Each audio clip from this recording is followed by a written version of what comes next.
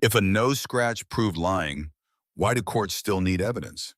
Here is the better way to judge truth without chasing fake tells. The quick idea is simple. Stop staring at faces for magic hints. Start listening to the story, checking its parts, and seeing what the world can confirm. Single body language tells do not work. If they did, trials would be 5 minutes long.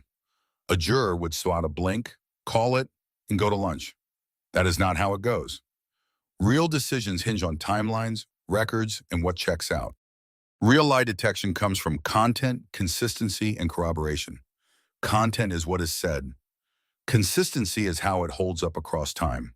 Corroboration is the outside proof. When those three line up, you have signal. When they do not, you have work to do. We will swap mythic cues for a simple playbook. You can use it at work, at home, and anywhere stakes are real. The goal is not to play human polygraph. The goal is to make cleaner calls with less drama and more proof.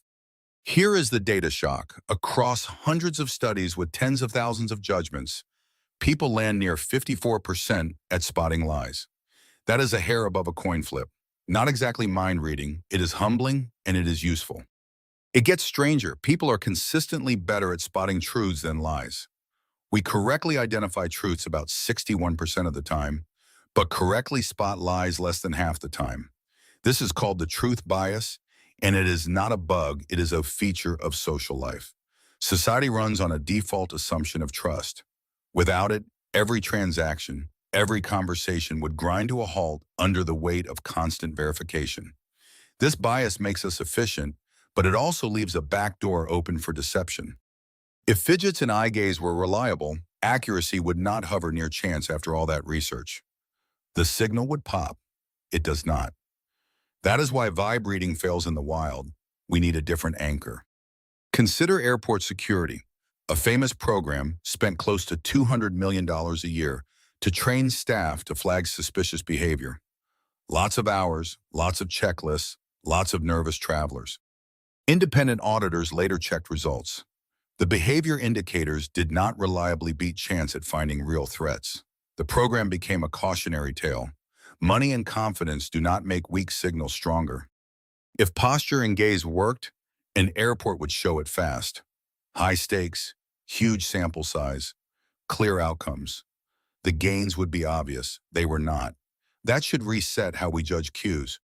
What about polygraphs? They look scientific. Wires, lines, a steady pen tracing drama. It feels like truth on paper, but that feeling can mislead. Major scientific reviews warn that polygraphs throw many false alarms in broad screening. In single-event tests, under tight control, they can beat chance, but they still fall well short of what you would want in court. Bottom line, gadgets that read arousal are not truth meters. Stress, high stakes, and simple tricks can muddy the signal. A calm liar can slip past. An anxious truth teller can look guilty. So why do our instincts misfire? Demeanor bias. We trust the confident and composed. We doubt the awkward and anxious. That shortcut helps most days, but it bites us on hard calls.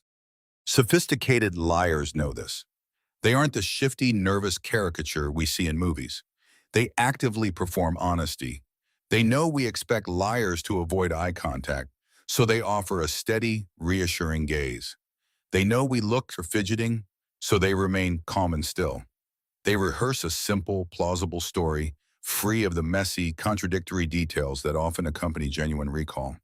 Their performance is designed to pass our built-in vibe check, making their composure a mask, not a signal of truth. Culture and neurodiversity shape gaze, tone, and movement too. There is no universal guilty look. A stare can be rude in one place and polite in another. Reading faces without context is guesswork. So what constraint matters? You can rehearse posture. You can fake a smile. But it is hard to invent checkable reality on the fly. The world either holds your story or it does not. When you ask for names, times, places, routes, receipts, or logs, you add friction. If the story is made up, it risks tripping on details that do not exist. That is where cracks show. Raising mental load or cognitive load is a powerful tool because lying is hard work. The brain has to invent a false narrative, remember those inventions, suppress the actual truth, and manage a convincing performance all at once. It's an intense mental juggle. When you ask someone to recall their story in reverse order or to sketch the layout of a room they claim they were in, you are not being aggressive. You are simply adding one more ball to their juggle. A truthful person is just remembering. A liar is creating and managing. Under that extra load, the fabricated parts of the story often start to fray. So here is the better playbook. Shift your focus from fleeting cues to solid content. Instead of asking, "Are you lying?" you ask questions that build a verifiable map of reality. Who else was there? What was the name of the cafe? What time was the transaction on the receipt? The goal isn't to set a trap, but to collaboratively seek clarity. Frame it as genuinely wanting to understand the details. A truthful person usually welcomes this, as details help validate their story.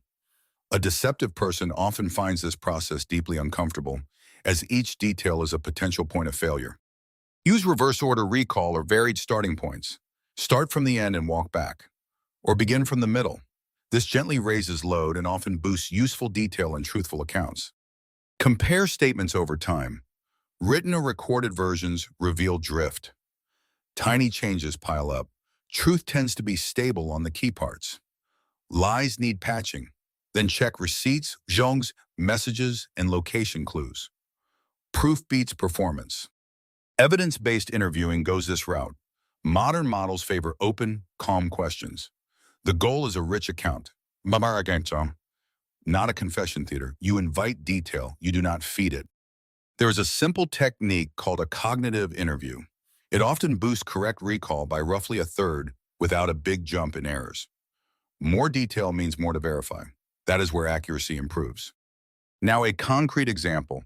A polished employee holds steady eye contact and denies expense fraud. Vibe check says honest. He is smooth. He is clear. He is wrong. Now do a content check. Itemized receipts do not match card times. Login records show bookings from a different city.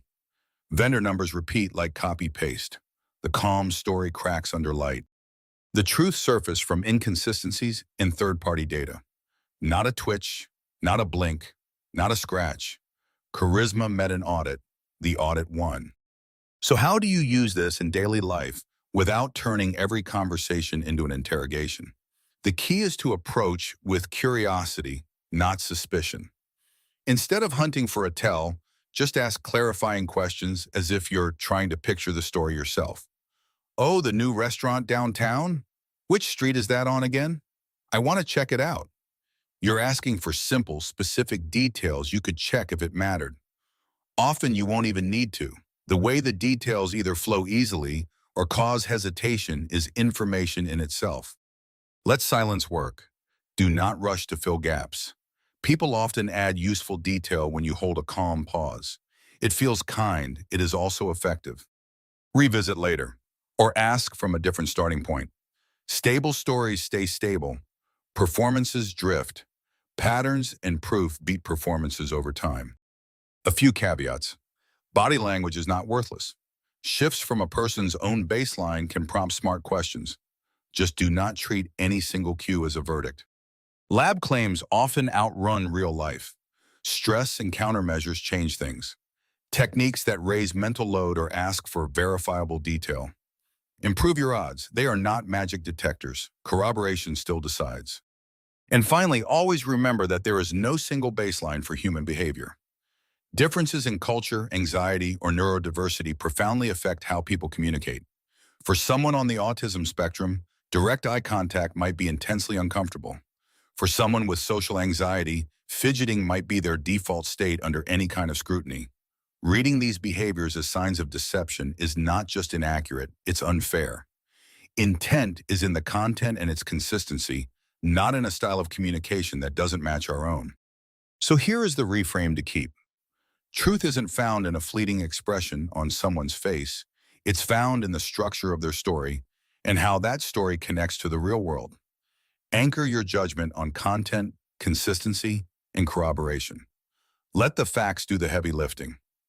If this idea has sharpened your thinking, consider subscribing for more just like it. Our whole purpose here at Knowledge Worth Sharing is to find these powerful ideas from across different fields, and explain them in a way you can actually use. Thanks for spending your time with us today, and we'll see you in the next one.